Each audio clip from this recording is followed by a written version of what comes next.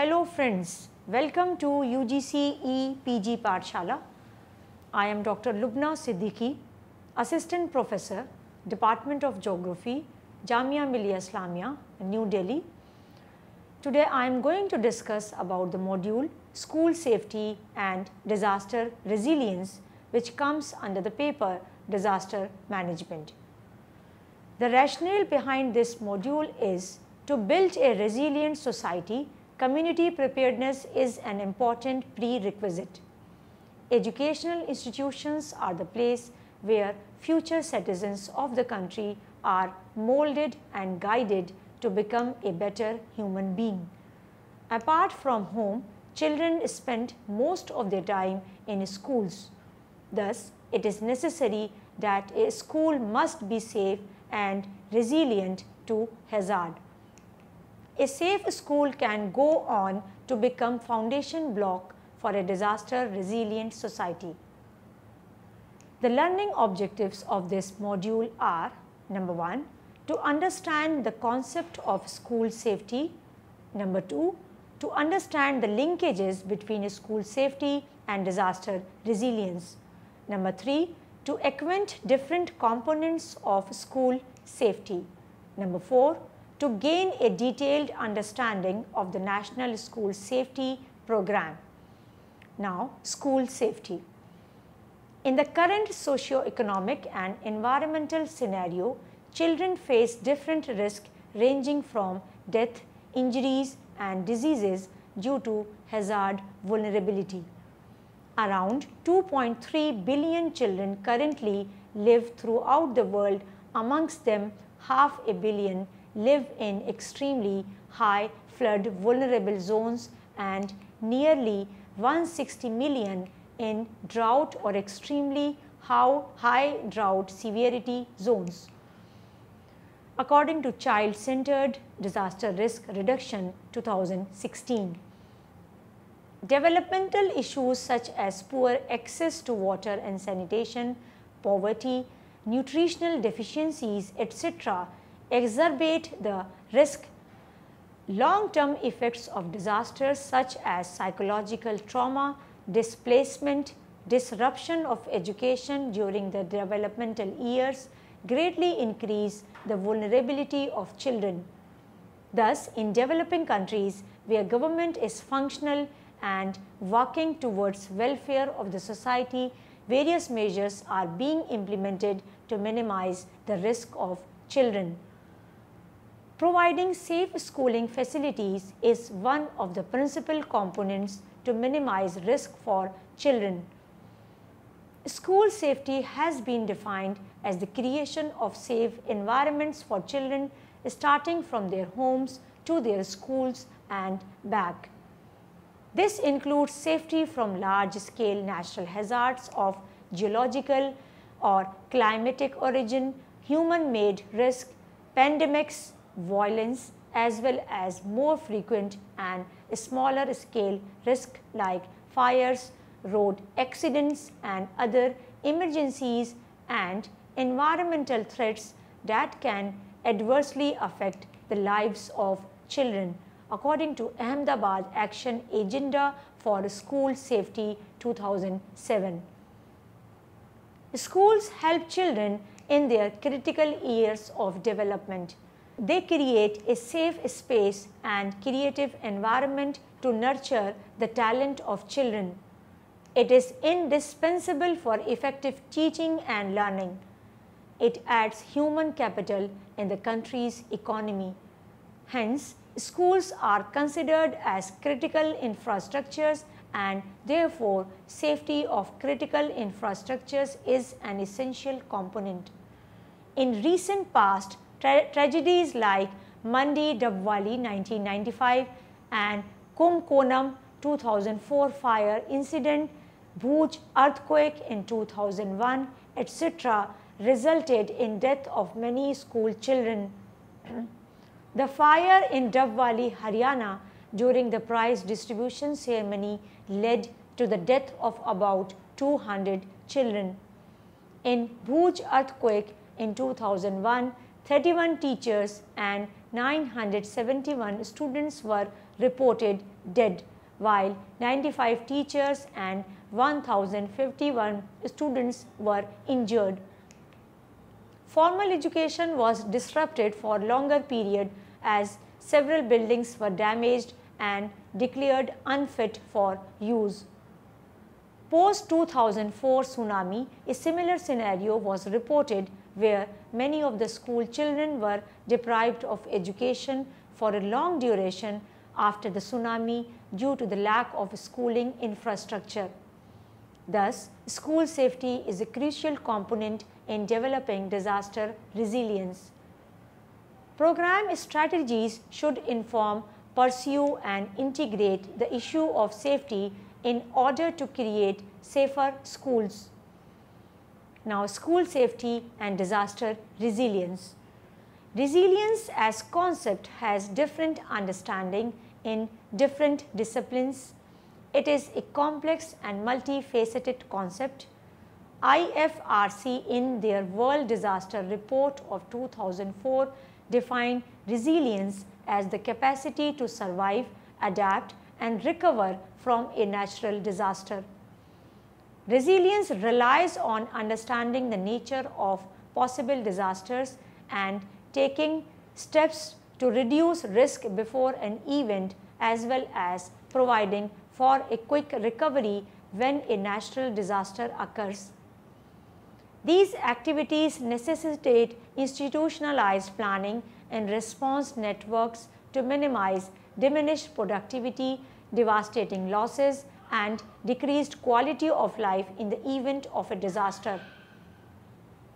Resilience also comprises behavioral level factors concerned with encouraging the sustained adoption of preparatory adjustments and the ability to respond and adapt to adverse hazards effects according to Patton 2006. Thus, the idea of resilience offers a strategy for promoting effective disaster readiness and response.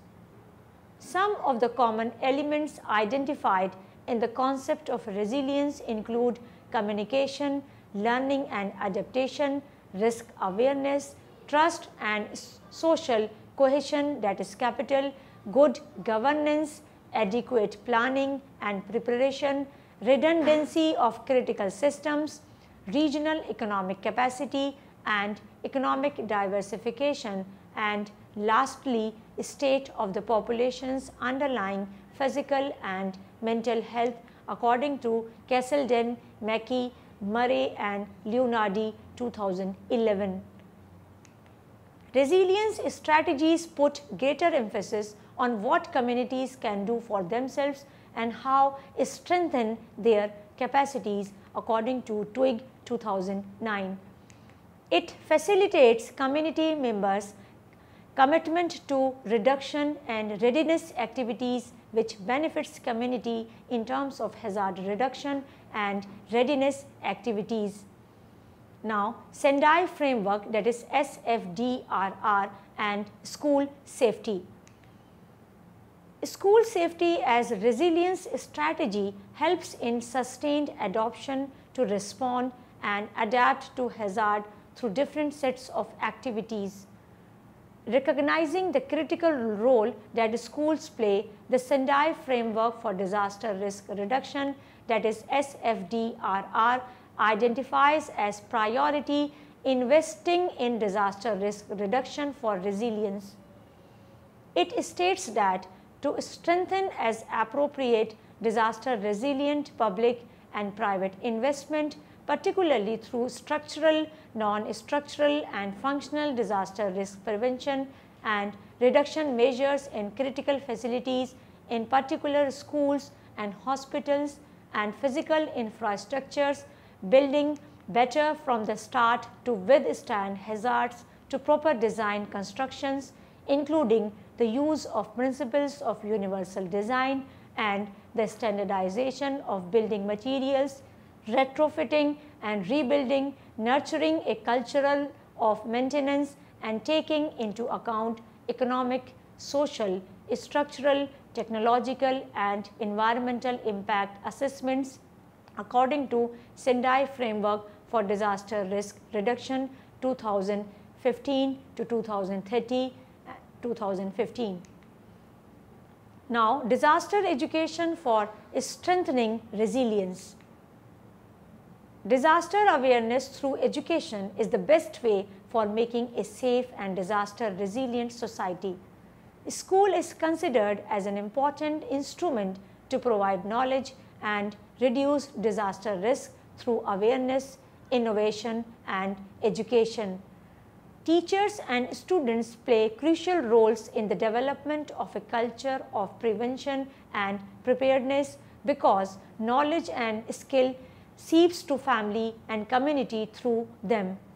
Thus, school safety programs play a pivotal role in providing risk knowledge, generating awareness, and developing capacity.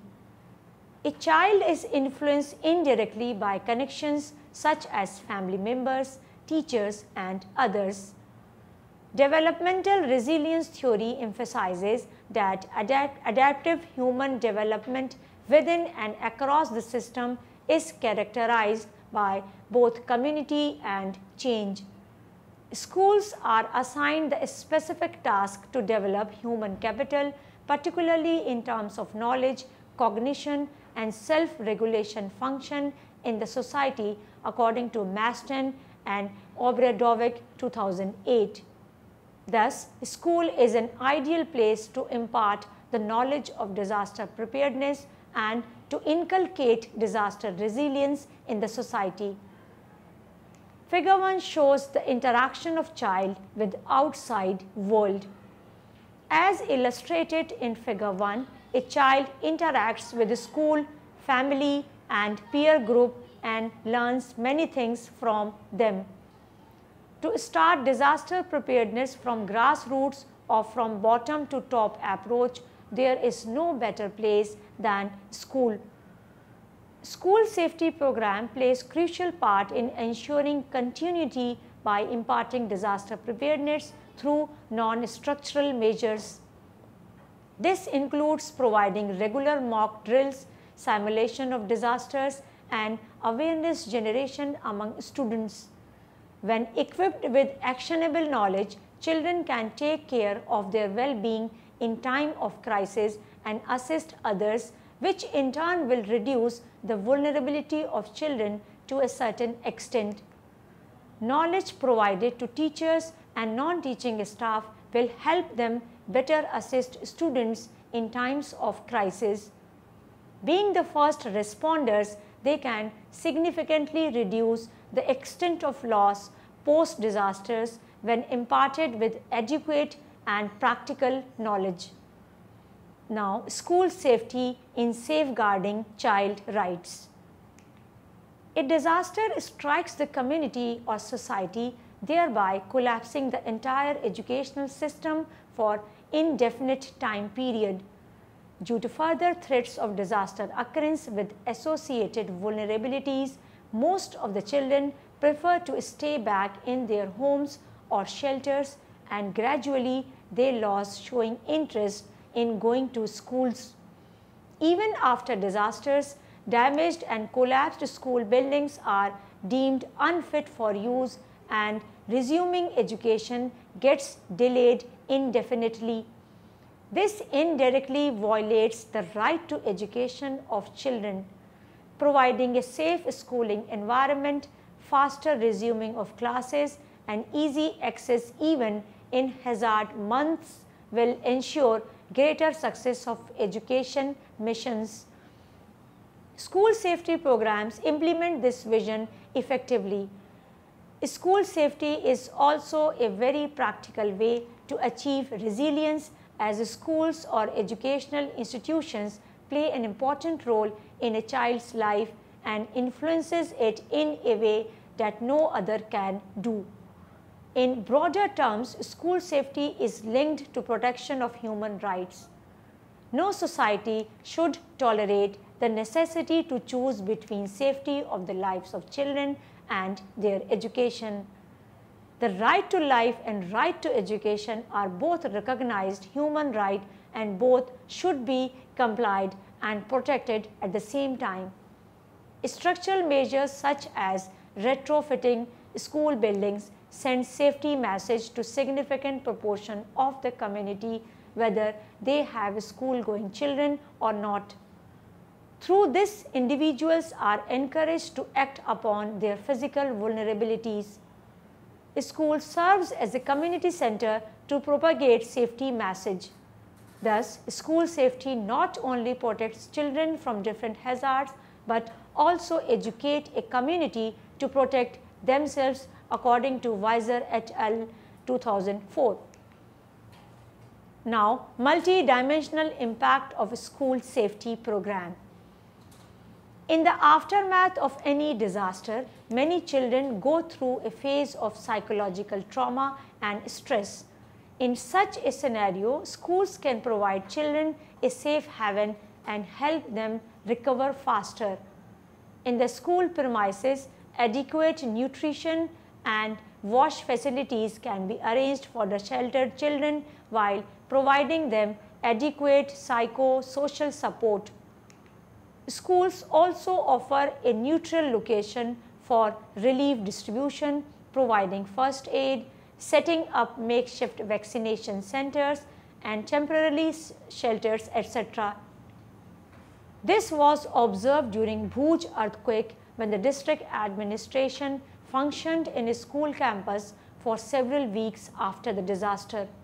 Thus, school safety is an essential component in not only mitigating and preparing for hazards, but also in delivering response functions.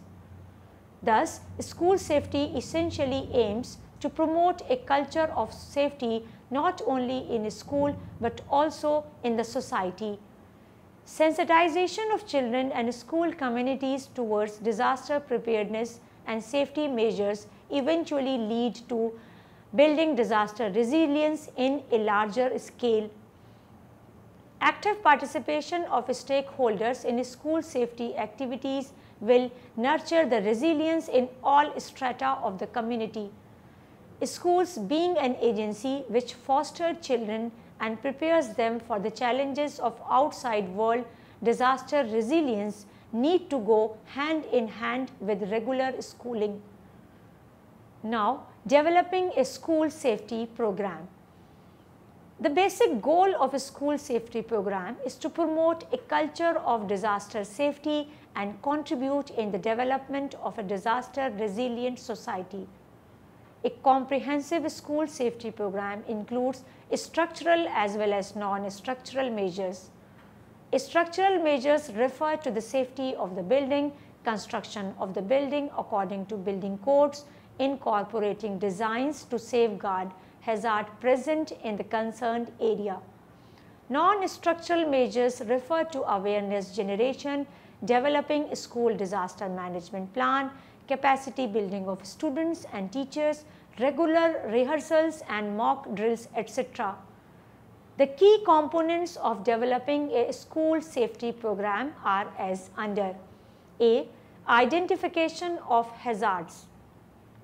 Some hazards may follow temporal pattern occurring at regular intervals like cyclones, floods, etc., while some may be very infrequent such as earthquakes, tsunami, whereas at certain places multiple hazards may coexist.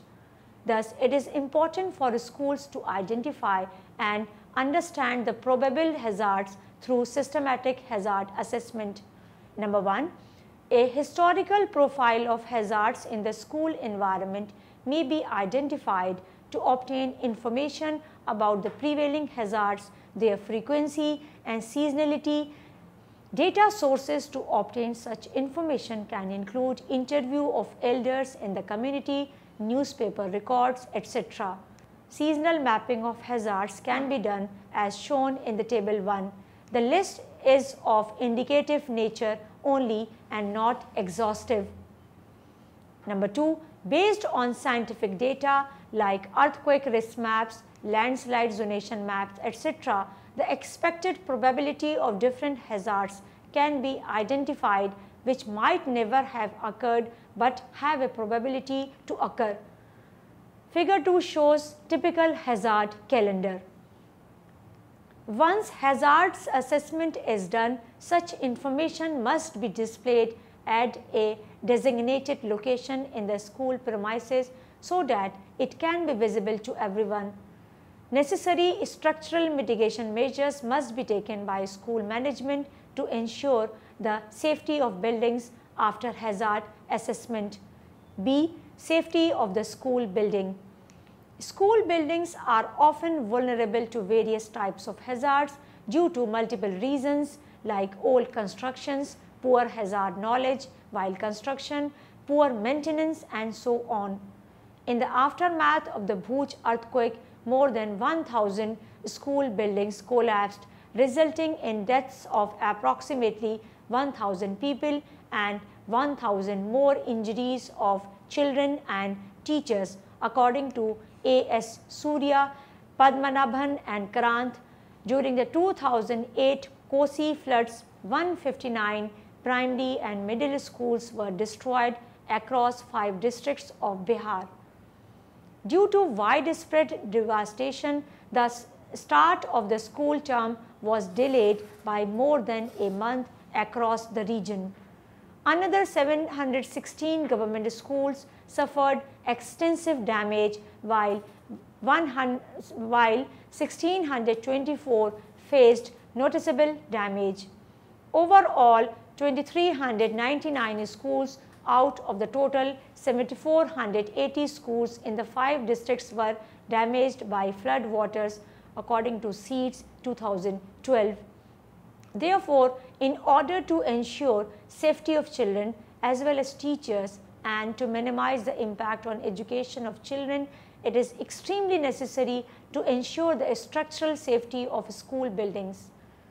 There are spatial and temporal dimensions of hazard risk. India is having a multi-hazard profile which ranges from earthquakes, floods, cyclones to routine hazards such as fire, road accidents. The structure of the school building should be suited to the hazard profile of the region where it is being constructed, and by safety of school buildings, safety of both the school building and the school premises is considered. Figure 3 shows the earthquake hazard zonation map. Let us illustrate this further with the example of the areas affected by earthquake hazard. Figure 3 above shows earthquake risk in India. A significant part of India lies in Zone 5 and Zone 4, which are considered very high and high damage risk zone respectively.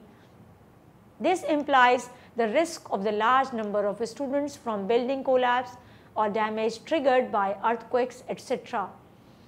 Effective implementation of building codes in conjunction with hazard profiling can reduce the risk to a considerable extent and can help in developing safer school buildings. Figure 4 below illustrates the importance of safe buildings.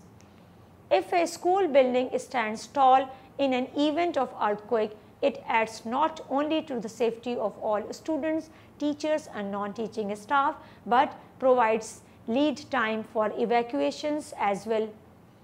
Figure 4 shows how an earthquake resilient building works. Similarly, measures for developing safer structures to prevent other hazards like fire, cyclone, etc. can be adopted suited to the regional specificity. C. School Disaster Management Plan. School Disaster Management Plan is a very useful and beneficial non-structural mitigation component in school safety programs. The process of making disaster management plan involves following steps. 1. Developing incident emergency operation plan. 2. Developing inventory of capacities available. 3. Evacuation planning. 4. Setting up a body or institution to implement the disaster management plan. After hazards assessment and identification, next step is to develop incident response system, or in other words, emergency operation plan, that is EOP. Such incident response plan identifies persons and establishes procedures to follow during an emergency event. It includes guidelines for school administration, teachers, non-teaching staff, and students. Involvement of students in the emergency operation planning is particularly important as it encourages student leadership, engages youth in school emergency management planning, and contributes to student preparedness. An EOP should consist of the following: 1. Process or circumstances for activation of plan, assigning emergency responsibilities, defining chain of commands, and overall procedure of maintaining the plan. Number 2. Communication process in case of an emergency should be laid out in the plan. This includes guidance on warning and alert systems and operating procedures for all stakeholders involved. Number 3. An inventory should be included in the list consisting of medical supplies and their location, other equipments, and necessary phone numbers. Number 4. A section on hazard or threat specific to school should be included in emergency operation plan. For the implementation of emergency operation plan, an incident response committee should be established as illustrated in figure 5. This needs to be based on principles of incident response system. It should consist of incident manager and different sections such as operation, logistics, planning, and other as required. Figure 5 shows examples of incident response system chart for school. Evacuation is an integral part of disaster response system. Previously limited to wartime evacuation, today this concept is embodied in disaster management in response to earthquake, flood, fire, tropical cyclone, etc.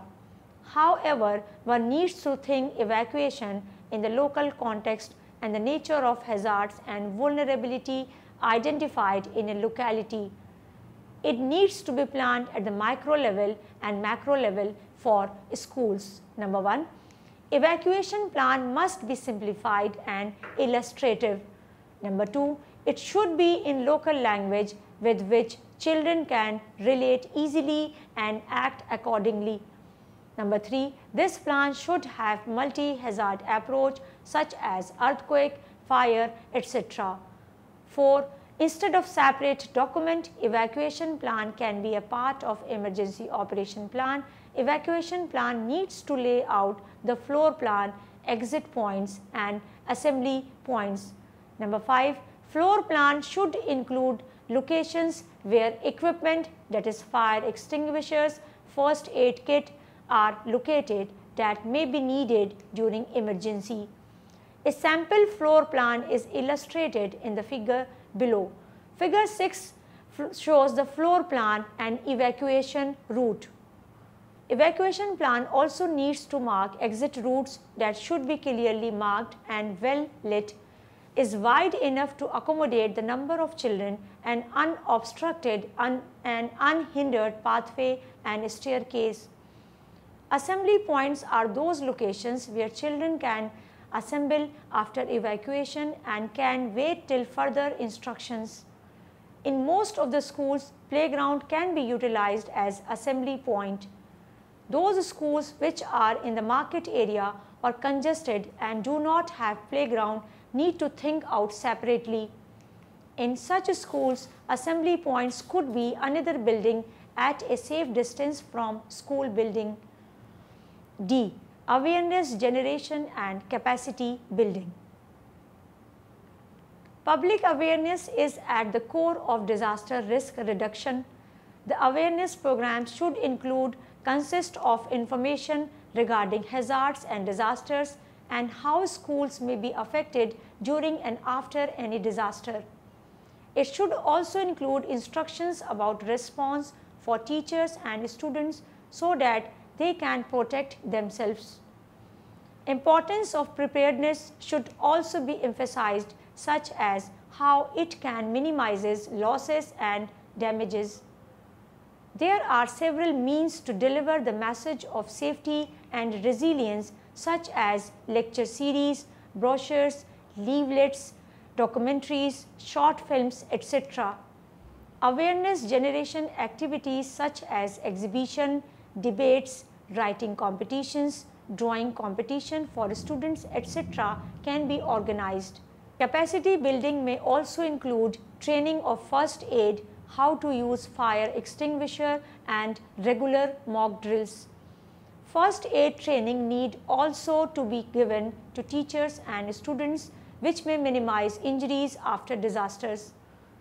Training needs also to be given on the use of fire extinguishers that should consist of information regarding different types of fire and usage of various types of extinguishers available to contain the fire. This training should involve practical demonstration of using fire extinguishers in controlled manner and environment. Mock drill is the most common way to disseminate and test an emergency operation plan. During a drill, the school personnel use actual school grounds to practice a response to event. Mock drills may be done at regular interval throughout the academic year. One drill can be informed and the other may be unexpected or without any prior assignment. Mock drill for evacuation during fire or bomb threat is most practiced. But depending on local hazard, context-specific mock drills needs to be conducted. Evacuation should also be done for getting feedback. This feedback may be used to upgrade the school disaster management plan. Now, National School Safety Program. Government of India has implemented National School Safety Program, that is NSSP, during the year 2011 and 2013 under the leadership of National Disaster Management Authority, that is NDMA, in collaboration with Ministry of Human Resource Development, that is MHRD, state, union territory governments and national or international agencies in 43 districts under 22 states and union territories, which lies in seismic zone 4 and 5 according to seismic zonation map. As per the national guidelines of school safety, the objectives of NSSP are as follows. Number 1, to initiate policy level changes for ensuring safe school environment. Number 2, to sensitize children and the school community on disaster preparedness and safety measures. Number 3, to motivate direct participation of key stakeholders in activities that would help building a disaster resilient community.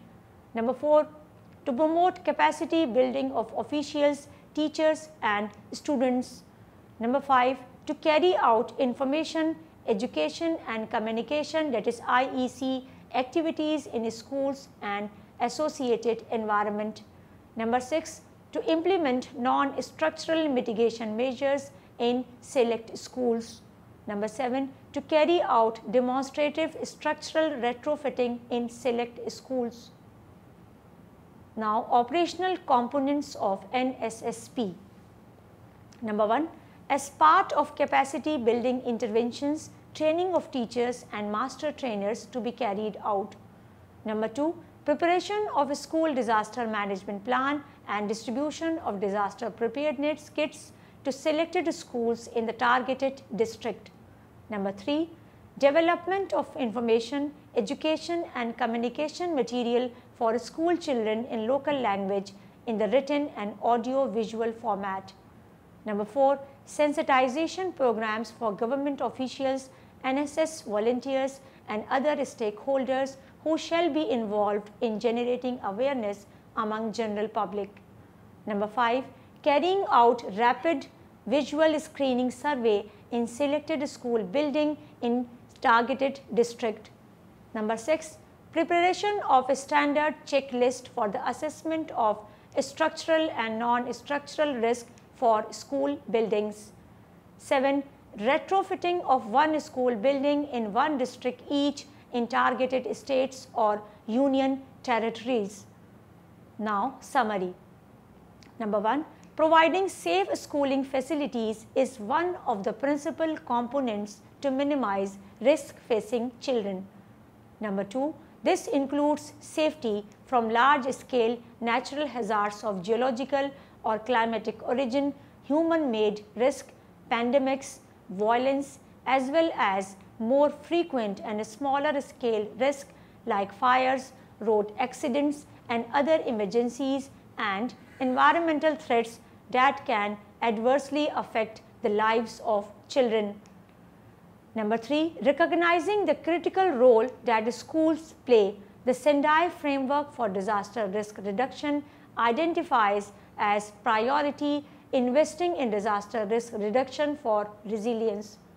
Number 4, school safety programs play a pivotal role in providing risk knowledge, generating awareness, and developing capacity. Number 5, school safety programs also help attaining resilience from grassroots, which trickles down in the community. Number 6, school safety programs also serve the broader goals of ensuring right to education and safety as human right. Number 7, components of school safety programs broadly include identification of hazards, safety of the school building, preparing the school disaster management plan, and awareness generation and capacity building. I hope you have understood the concept of school safety and disaster resilience. See you next time. Thank you.